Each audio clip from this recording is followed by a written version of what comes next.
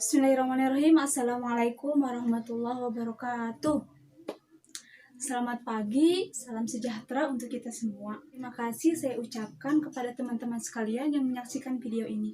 Terima kasih juga saya ucapkan kepada dosen saya, Ibu Dr. Hajah Yati Haryati MPD, yang telah memberikan kesempatan dan dukungan serta pembelajaran di balik pembuatan video ini. Ini dibuat untuk memenuhi tugas akhir semester mata kuliah Bahasa Indonesia. Nama saya Suryani Nur Latifah, mahasiswa semester 2, Prodi Pendidikan Bahasa Arab dari Fakultas Tarbiyah dan Keguruan Universitas Islam Negeri Sunan Gunung Jati Bandung. Pada kesempatan ini, saya akan menyampaikan sebuah topik yang berhubungan dengan pendidikan, yaitu memandang positif pendidikan di masa pandemi COVID-19. Sebagaimana yang telah kita rasakan sekarang, kita harus belajar dari rumah, kita harus bekerja dari rumah. Karena pemerintah mengeluarkan kebijakan social distancing, kita saksikan sendiri bahwa kasus corona ini kian hari kian meningkat. Dilansir dari Worldometers, tercatat 7.981.000 orang lebih yang telah terpapar corona. Angka kematian mencapai 400.000 lebih. Dan 4 juta lebih orang yang telah sembuh dari kasus ini. Sedang di Indonesia sendiri, angka kasus corona sudah mencapai 38.000 lebih. Mengerikan memang mendengar berita ini, tetapi tidak bisa kita pungkiri inilah yang sebenarnya. Saya bertanya kepada teman-teman sekalian, apakah ingin segera tuntas pandemi ini?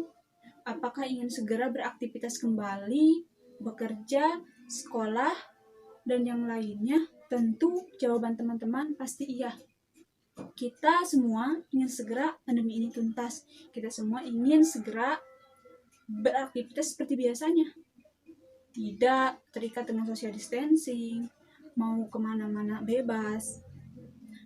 Tetapi sebagai warga negara yang baik, kita harus menaati aturan pemerintah karena kita yakin bahwa pemerintah telah bekerja semaksimal mungkin untuk menyelesaikan kasus pandemi ini. Kebijakan social distancing berakibat fatal terhadap roda kehidupan manusia. Masalah ekonomi yang paling terasa dampaknya oleh kita juga berimpak pada pendidikan yang harus merubah sistem pembelajarannya dari tatap muka menjadi sistem pembelajaran daring.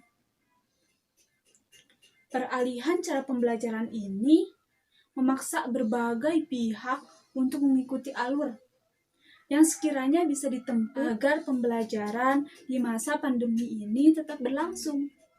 Dan yang menjadi pilihan adalah dengan pemanfaatan teknologi sebagai media pembelajaran daring. Penggunaan teknologi ini juga sebenarnya bukan tanpa masalah. Banyak faktor yang menghambat terlaksananya efektivitas pembelajaran. Dapat kita rasakan sendiri selama 2 bulan ini, pembelajaran daring telah terlaksanakan. Tapi menurut saya sendiri, pembelajaran daring saat ini belum efektif, belum maksimal. Banyak sekali hambatan-hambatan yang terjadi saat pembelajaran daring. Antara lain, penguasaan teknologi yang masih rendah, betul sekali. Tidak semua orang, tidak semua para pelaku pembelajaran daring ini menguasai teknologi. Ada yang masih tidak bisa menggunakan handphone, ada yang masih tidak bisa mengoperasikan komputer. Itu menjadi suatu hambatan untuk pelaksanaan pembelajaran daring. Faktor selanjutnya adalah keterbatasan sarana dan prasarana. Tidak semua para pelaku dari pembelajaran daring ini mempunyai teknologi, mempunyai alat. Jika mereka tidak mempunyai alat untuk proses pembelajaran daring dengan pemanfaatan teknologi ini, bagaimana mereka bisa melaksanakan pembelajarannya? Faktor selanjutnya adalah jaringan internet. Ketika teknologi bisa dia kuasai, sarana dan prasarananya ada, tapi jaringan internetnya tidak ada. Bagaimana bisa melaksanakan pembelajaran daring? Faktor selanjutnya adalah biaya. Sebagaimana kita ketahui bahwa sekarang sedang krisis ekonomi. Untuk makan pun mungkin untuk sebagian orang masih susah. Tetapi pembelajaran daring menuntut untuk kita selalu punya kuota, karena pembelajaran daring harus diakses menggunakan kuota. Walaupun pemerintah memberikan subsidi kuota, tetapi yang pemerintah berikan hanyalah untuk mengakses situs-situs yang disediakan oleh pemerintah, seperti e-learning, ruang guru, dan yang lainnya. Sedang pada realitanya kita melaksanakan pembelajaran daring dengan menggunakan WhatsApp Group, Zoom, Google Meet, Google Classroom, dan yang lainnya yang harus diakses oleh kuota kita sendiri. Walaupun beberapa universitas, beberapa sekolah memberikan subsidi, tetapi subsidinya baru datang di akhir-akhir sekarang, atau bahkan yang belum sama sekali. Apa hambatan-hambatan tersebut bisa terjadi? Mungkin karena ketidaksiapan pemerintah melaksanakan pembelajaran daring. Ini menjadi faktor utama kekacauan pembelajaran daring ini. Tetapi, terlepas dari segala hambatan yang telah kita lalui dan masih kita jalani saat ini, selama pembelajaran daring, alangkah baiknya kita melihat sisi positif. Sisi positif dari pelaksanaan pembelajaran daring ini. Ternyata tanpa kita sadari, banyak sekali hikmah dan manfaat yang dapat kita ambil dari sistem pembelajaran daring ini. Seperti siswa dan guru lebih menguasai teknologi. Benar sekali, saya sendiri merasakan lebih melek dengan teknologi. Selanjutnya yaitu tercipta pemikiran mengenai metode dan mode pembelajaran yang bervariasi. Benar sekali, di masa pandemi ini tidak mungkin kita melaksanakan pembelajaran yang begitu-begitu saja.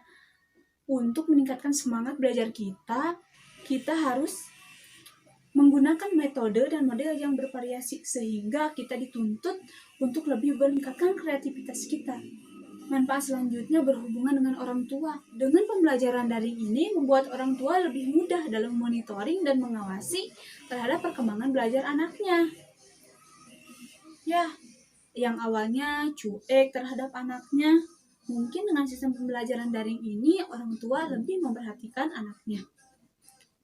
Membuat orang tua untuk pertama kalinya menyadari betapa sulitnya tugas guru, tantangan bisa mengajarkan anak secara efektif.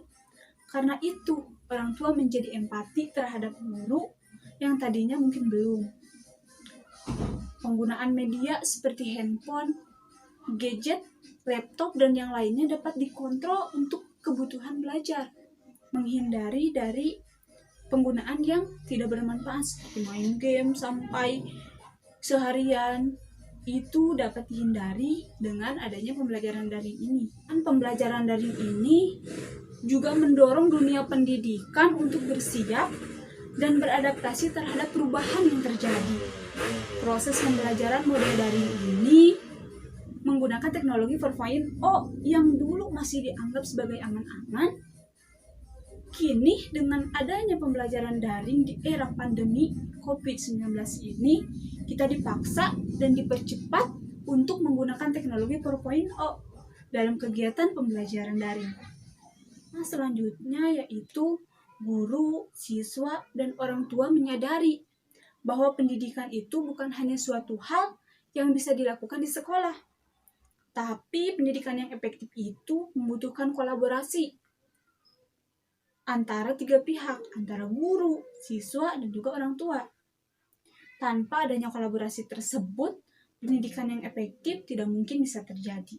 Nah, itulah hikmah dan manfaat yang bisa kita ambil, sisi positif yang bisa kita lihat dari pendidikan di masa pandemi COVID-19 ini.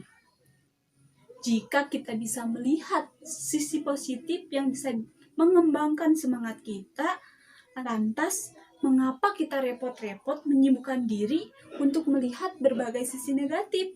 Marilah sama-sama kita melawan, bergotong royong melawan pandemi ini, karena butuh kolaborasi dan sinkronisasi antara pemerintah dan juga warga negaranya untuk melawan pandemi ini. Tetaplah memandang suatu hal dari sisi positif, bangkitkan semangat belajar kalian, tetap patuhi aturan pemerintah, tingkatkan kreativitas di masa pandemi ini. Lambat laun, kita akan segera bisa melawan pandemi ini. Kita selalu bertanya-tanya, kapan pemerintah membuka sekolah? Bagi pemerintah itu bukanlah hal yang mudah, karena pemerintah pun bukan tidak ingin segera membuka pendidikan di waktu dekat. Namun, semua ini demi keselamatan dan kesehatan para penulis bangsa ini. Mungkin sekian yang dapat saya sampaikan. Mohon maaf apabila banyak kesalahan dan kekeliruan. Wassalamualaikum warahmatullahi wabarakatuh.